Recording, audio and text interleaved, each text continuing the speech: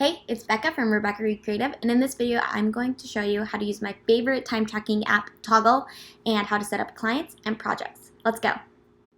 So as you can see, I'm currently working on this YouTube video, so I have it going right here and it's tracking my time. So how you set up a client is you go over to the left-hand side, and this is what I suggest doing first before you even click this little timer button. Go over to clients, and then you just add in a new client right here. Once you've created that client, it's time to add the project that you're currently working on for that client.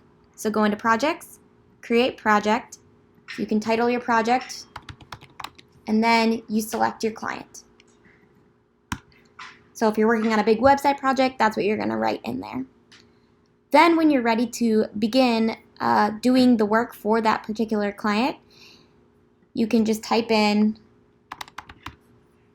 the name, and it will pull up the project and what you're doing. If you want to change what you currently are working on for them, this is really great if you're going to send them a report.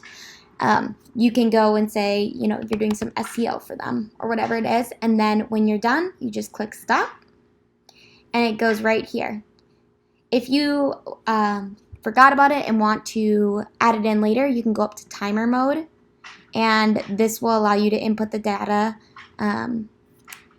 as a time. And then if you stop for a while and want to work on it again, just click play. So I hope that's helpful. If you have any questions, please just comment below and I'll be sure to answer them. If you liked this video and it helped you, please give it the thumbs up. And if you want more videos like this or other web design videos that I've created, subscribe now. Also, I have created a blog post about Toggl and why I chose that platform over doing it on Google or one of Trello or something like that, and why I like it the most. So I will link the blog post below.